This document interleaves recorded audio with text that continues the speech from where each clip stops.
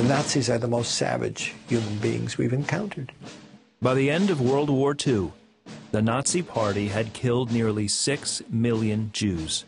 1 million were children under the age of 10, and the smallest ones weren't even gassed, they were just thrown in the fire alive. The question is, why? Why did so many seemingly rational people go along with the Nazi plans? Why did so many people support the systematic elimination of an entire group of people? Many people who were members of the Nazi Party had very mundane, ordinary lives day to day, but on the weekends, they were stormtroopers. They were followers in a new movement that was going to create a greater Germany. So why did so many, when an innocent life was at stake, willfully decide to pull the trigger, to flip the switch, and commit perhaps the worst act in human history? When we think of people who they're not suffering from psychosis or some disorder, and yet they're doing things that to most of us seem really out of line, we need to understand it's a pretty complex situation.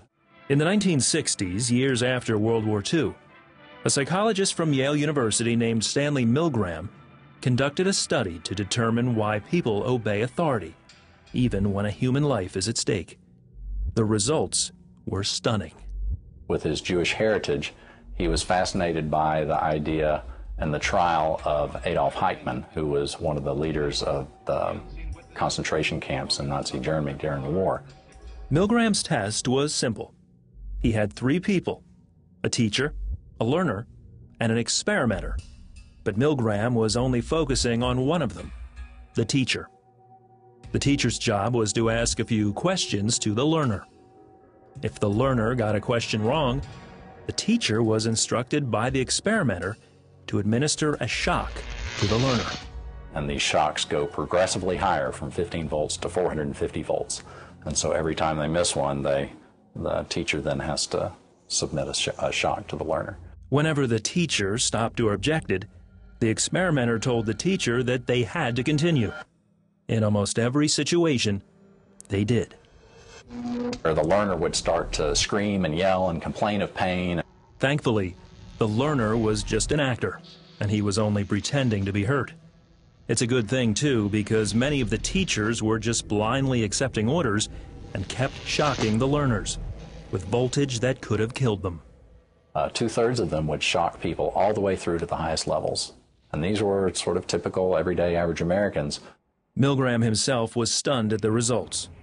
Years later, he wrote that his tests show that ordinary people simply doing their jobs can become agents in a terrible, destructive process. Relatively few people have the resources needed to resist authority. Other experiments have seen the same results. In 2010, a French documentary carried Milgram's experiment into a modern setting. Using a game show as their lab, the Game of Death explored how far the teacher would go if pressured by live television. Most of us think we have free thinking, and so we are responsible of our act. This experience shows that in certain circumstances, a power, the TV in this case, is able to make you something you don't want to do. Even when the players screamed and protested, 80% of contestants continued to shock him with the highest voltage. Even if you think, I don't have to do it, but you are not able, because we are not armed to struggle in front of that. Years after the Milgram experiment, many of the original participants were haunted by the test. They saw firsthand how ordinary people were capable of inflicting extreme pain on another human being, which revealed a sad truth about human nature and themselves. Regent University psychology professor Dr. Eric Jones sees some hope. He feels that Christians are equipped with what's needed to resist authority, especially when authority oversteps its bounds. We have the Holy Spirit living within us, then that should be something that makes us much more aware. We should also have better capacity to deal with it. We should understand that our whole calling is not what we see right in front of us at this moment in time in this world. And if we understand that, then maybe it makes it a little bit easier to take some action